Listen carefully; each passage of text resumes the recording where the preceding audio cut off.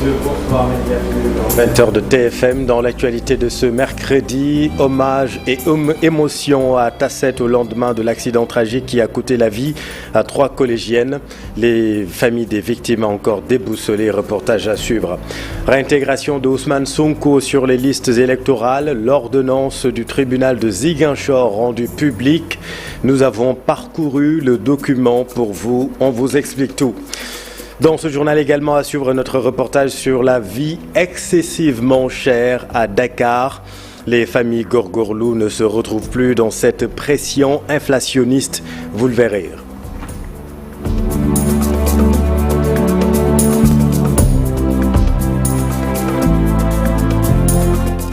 Émotion et hommage à Tasset, l'accident survenu hier hante encore les esprits. Le drame a coûté la vie, vous le savez, à 3 collégiennes. Les familles et condisciples sont encore déboussolés. Reportage Cheikh Anta Diop et Latir.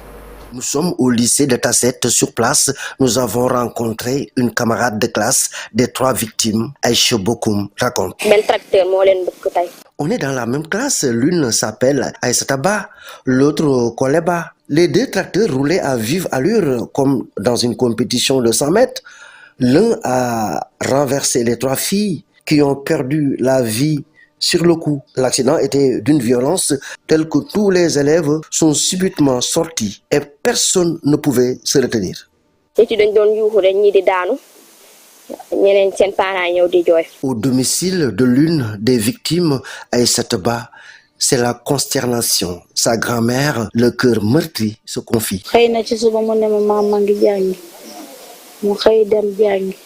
Le matin, quand elle partait à l'école, elle est venue me dire au revoir. Quand elle est sortie à la récréation, elle est revenue à la maison pour boire de l'eau fraîche et repartie. Quelques instants plus tard, on est venu nous apprendre la triste nouvelle.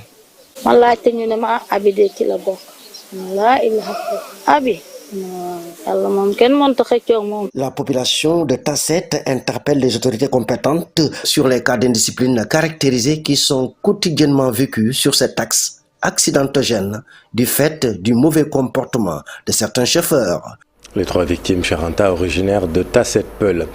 Dans l'actualité également, la réintégration d'Ousmane Sonko sur les listes électorales. Le tribunal de Ziguinchor a rendu publique l'ordonnance. Le tribunal compétent à recevoir l'acte et annule l'exception soulevée par les avocats de l'État du Sénégal et l'agence judiciaire de l'État. Que faut-il comprendre? Nous avons parcouru le document pour vous, Aminata Mbaresso. La Cour d'appel de Ziguinchor vient de statuer sur l'affaire opposant Ousmane Sonko à l'État du Sénégal.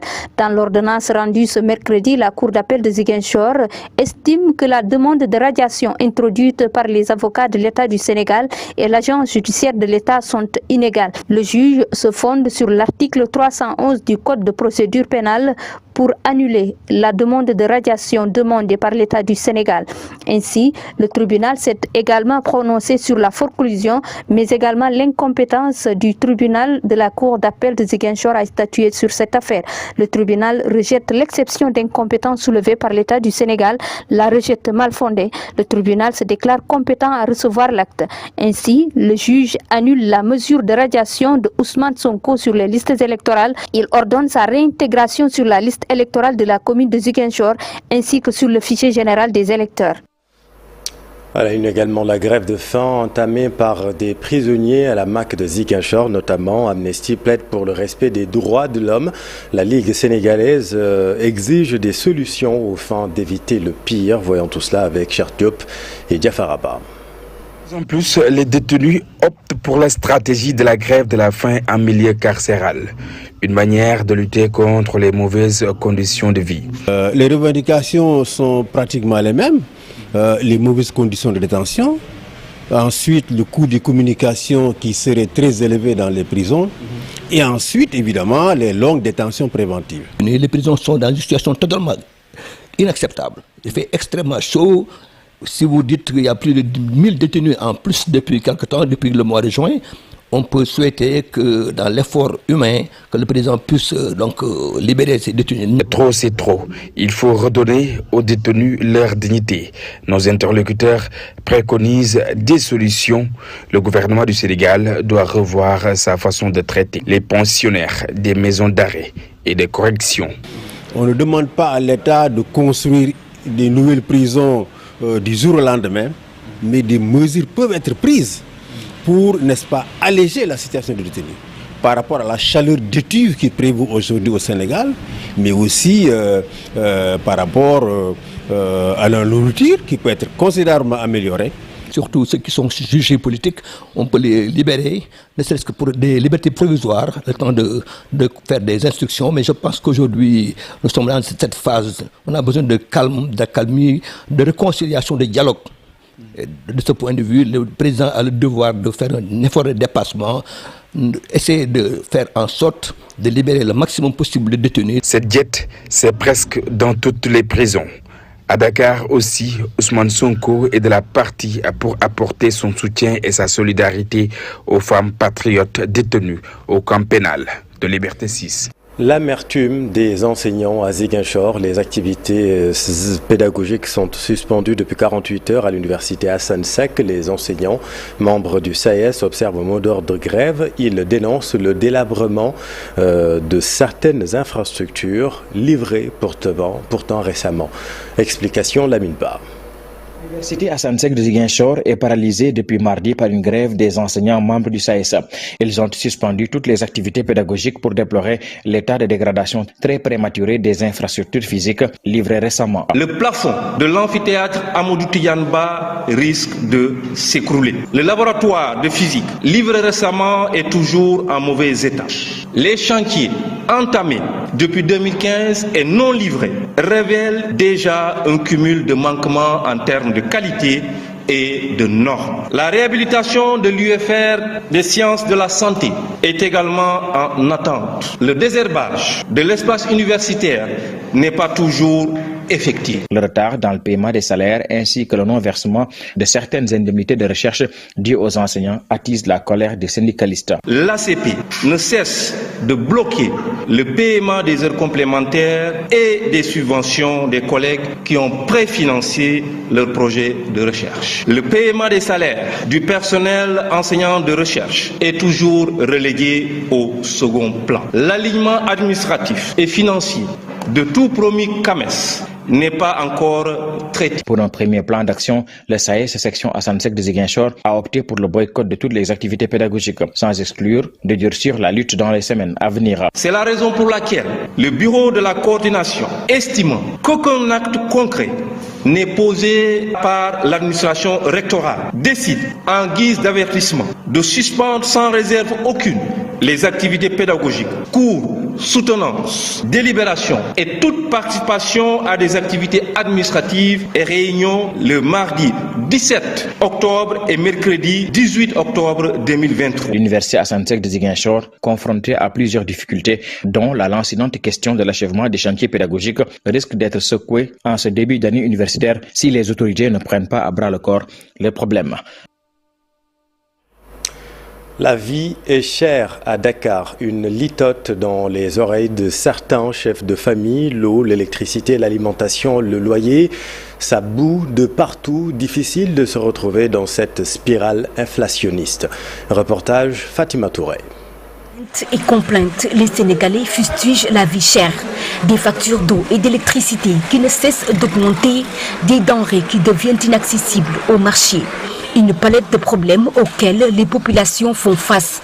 Certains se disent au bout de la rupture. Les factures sont devenues trop chères. Les prix sont passés du simple au double. Le marché, n'en parlons même pas. Les condiments sont inaccessibles. Nous n'arrivons plus à joindre les deux bouts, c'est difficile. Tout est devenu cher. Aujourd'hui, au marché, les gens ne peuvent même pas faire leurs courses convenablement. À cela s'ajoute une éventuelle augmentation du prix du pain annoncée par la Fédération des boulangers du Sénégal. La goutte d'eau de trop, selon nos interlocuteurs. Ce matin, j'ai entendu dans les informations que l'État a subventionné près de 60 milliards sur le prix du pain. Mais cet argent devait être utilisé pour aider les agriculteurs et améliorer nos produits locaux. Ils n'ont aucun droit d'augmenter le pain. Cette fois-ci, nous ne l'accepterons pas. Ils avaient augmenté de 125 à 175 francs CFA. Aujourd'hui, s'ils veulent augmenter, les familles ne pourront pas s'en sortir. J'ai entendu dire qu'ils vont augmenter le prix du pain. Ces gens n'ont pas de respect pour la population. Devant cet état de fait, soutient-il, les autorités doivent réagir au plus vite afin de venir en aide les populations. L'État doit revoir les taxes et TVA afin de pouvoir diminuer les prix. Seules les autorités pourront régler cette situation. Dans un pays où on parle de pétrole et de gaz, l'électricité et le transport devaient être gratuits. Mais à ce rythme, nous allons droit au mur. Depuis un moment, pratiquement, les consommateurs vivent le calvaire avec une hausse sans cesse des prix qui passe du simple au double. Une situation qui devient de plus en plus insoutenable. Fatima, et concernant la cherté du prix de l'électricité, la hausse s'explique par la forte consommation des clients dans cette période de chaleur. C'est l'avis du directeur général de la Sénélec, Pape Demba Bitèye. Je voulais tout juste rappeler que si vous suivez l'actualité, vous n'êtes pas sans savoir que les températures qui ont été enregistrées cette année ont été les températures les plus élevées de l'histoire de l'humanité. Et donc, cela entraîne qu'il y a une autre façon d'utiliser l'électricité. Nous allons vers ce qu'on a enregistré, et je l'ai dit et rappelé, au mois de janvier. Nous avions une demande en électricité qui tournait autour de 700 MW. Au mois d'octobre, nous avons enregistré 1050 MW de demande, ce qui fait une hausse de 50% de la demande. Ce n'est pas de la production, mais 50% de la demande. Donc, ce que les clients ont consommé. Et donc, naturellement, si vous prenez cette hausse de 50% de la demande, vous combinez cela à l'augmentation de tarifs qui a été opérée au mois de janvier, vous comprenez naturellement qu'il peut y avoir une hausse des montants des factures. Et selon le rapport du Fonds monétaire international, en 2022, l'inflation a atteint dans le monde des niveaux jamais observés depuis des décennies, alors que l'inflation globale a reculé depuis. L'inflation hors énergie et alimentation se révèle plus tenace. La forte inflation observée ces 2 dernières années pourrait créer des anticipations d'inflation durablement élevées et compliquer ainsi l'action des banques centrales en vue de ramener l'inflation à son niveau cible. Voyons tout cela avec Habib Faye. Selon les prévisions de référence, la croissance mondiale va ralentir, passant de 3,5% en 2022 à 3,0% en 2023 et 2,9% en 2024, selon une étude du Fonds monétaire international. En premier lieu, la croissance a ralenti. Depuis 2002, qui a été le rebond après la crise du Covid et la guerre en Ukraine. La croissance a rebondi en 2022, mais elle a ralenti à nouveau. On est passé au niveau mondial de 3,5 à 3, avec une perspective à 2,9 pour 2024, 2,9% pour la totalité, pour l'économie globale. Ces chiffres sont loin de la moyenne historique de l'année 2000-2019, soit 3,8%. Cette régression aura un impact sur les économies émergentes qui vont tenir le choc, mais la croissance sera ralentie. Les pays en développement seront un peu plus impactés. La croissance passera de reculer de 4,1% en 2022 à 4,0% en 2023 pour se stabiliser au même niveau en 2024.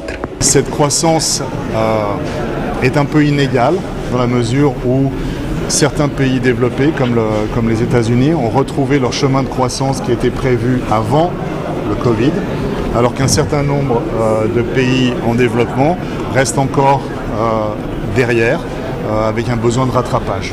Toutefois, l'économie amorce une phase de résilience pour juguler progressivement l'inflation. À titre d'exemple, l'inflation de 8,7% en 2022 va reculer à 6,9% en 2023 et progressivement à 5,8% en 2024. L'une des principales raisons est le resserrement de la politique monétaire facilité par une baisse des cours internationaux des produits de base. Merci Habib. Et puis dans l'actualité politique, les divergences déchirent la coalition présidentielle à Matam. Des dissidents ont organisé un rassemblement populaire, manifestation dispersée par des personnes non identifiées. Reportage Ali Bandelmiank. Après avoir boycotté la convocation du délégué régional en charge du parrainage, les frondeurs de l'APR à Matam ont procédé à un rappel des troupes.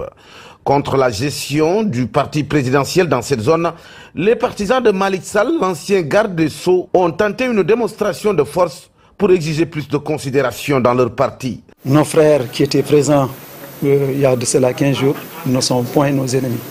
C'est juste des divergences politiques.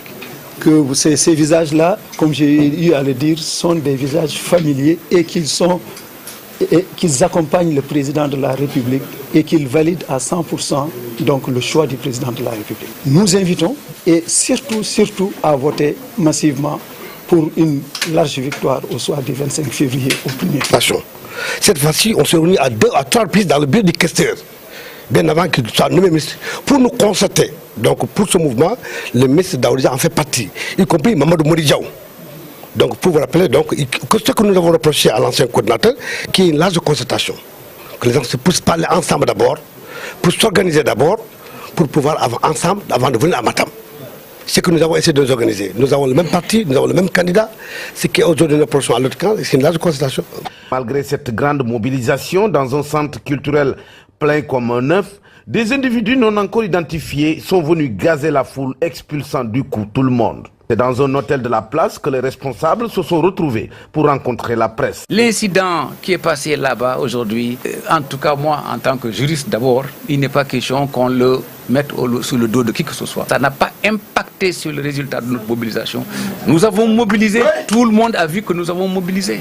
Seulement, malgré cette vive tension en ce moment dans l'APR, Maître Malick Sall tempère et semble favorable pour d'éventuelles retrouvailles. Et nous ouvrons nos mains vers tout le monde. Et je suis convaincu que les retrouvailles, je ne pense même pas qu'il y ait des séparations. Parce que c'est normal qu'on soit ensemble.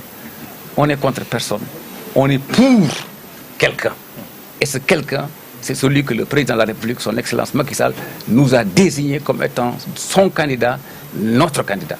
Toutefois, il faut dire que le candidat Amadou Ba a bien du pain sur la planche. Les divergences profondes qui minent l'APR constituent une sérieuse menace dans cette zone où les leaders des autres partis de l'opposition multiplient des sorties. Merci Ali. La journée mondiale des oiseaux migrateurs célébrée lundi dernier, 17 octobre à Ziguinchor. La réserve ornithologique de Kalissaï, qui compte plus de 75 000 individus, a abrité la cérémonie officielle. Lamine Ba. Dans les migrations d'oiseaux, cette période représente le mouvement retour vers les côtes africaines. C'est le contexte choisi pour justement célébrer cette arrivée massive des oiseaux en provenance d'Europe.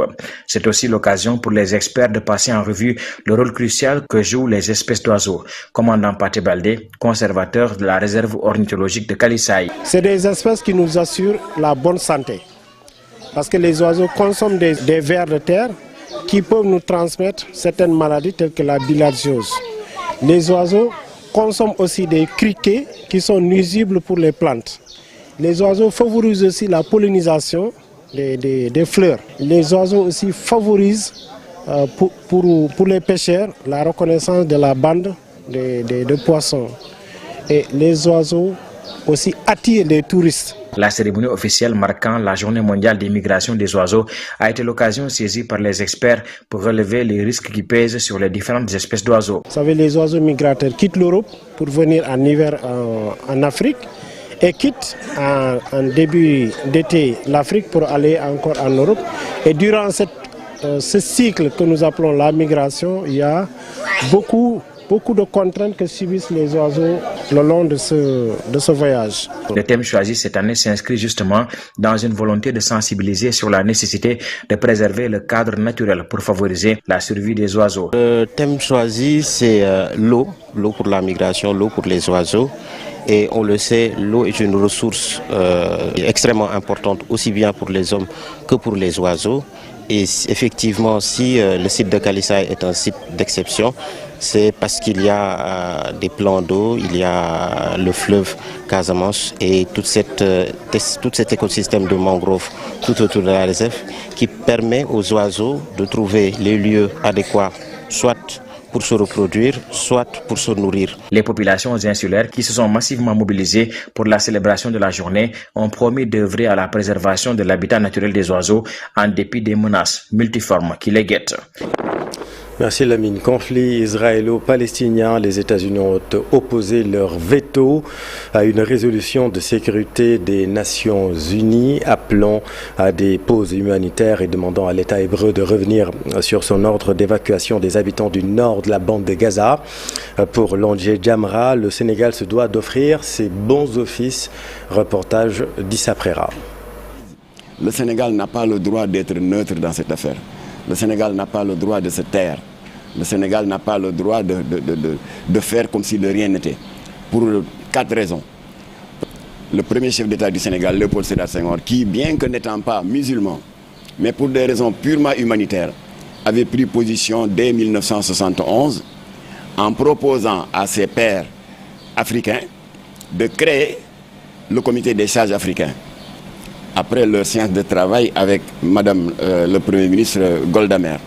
En effet, c'est sous l'action diplomatique de ce comité des sages que nous avons enregistré les premiers retraits des territoires occupés. Donc ça, c'est notre premier leadership. Deuxième leadership qui fait que le Sénégal n'a pas le droit de se taire dans ce conflit.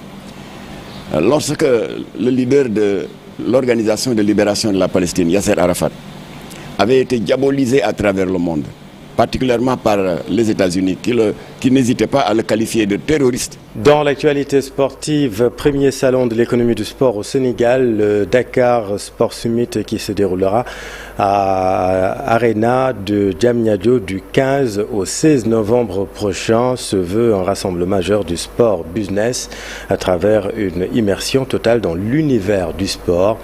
Cher Saad Boudjara. Faire entrer le sport sénégalais dans une nouvelle ère, celle où il génère beaucoup de ressources financières pour ses acteurs. L'objectif recherché par Dakar Sport Summit du 15 au 16 novembre prochain à Dakar Arena. Souvent, on est orienté performance et compétition.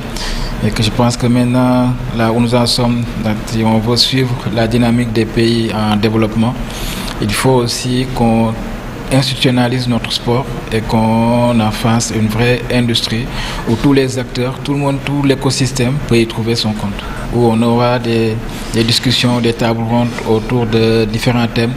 Donc on aura par exemple M. Moustapha Kamara qui va animer le volet institutionnel, définir le cadre institutionnel et juridique de l'économie du sport. Donc on a un mix de locaux, d'Européens et d'Africains donc pour animer les panels.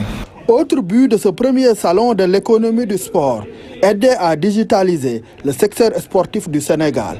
Donc pour donner la chance à la communauté Sportec de développer des solutions sport. Si on sait que Dakar maintenant se positionne en hub d'événements sportifs. Par rapport à ça aussi, il faut être prêt pour accueillir ces événements. Et c'est pourquoi on organise ce hackathon pour créer des solutions de gestion d'événements sportifs. Et l'autre volet, c'est un volet mise en relation B2B, où on aura les entreprises, les bailleurs de fonds, les banques, les institutions de finances, et créer un cadre pour que les clubs, les institutions, les athlètes, les porteurs de projets puissent trouver un moyen de se faire financer pour leurs activités.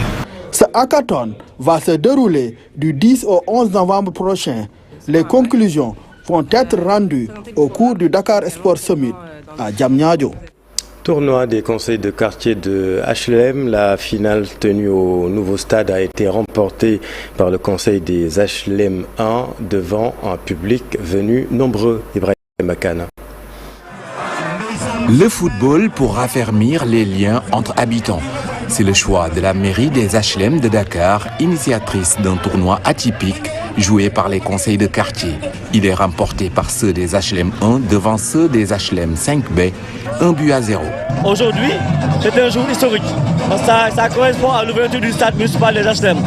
Et aussi, nous en profitons aussi pour vraiment féliciter et encourager les figures historiques, ceux qui ont eu à jouer un rôle important dans le football HLMois. C'est un moment de communion de la population et je félicite tout le monde.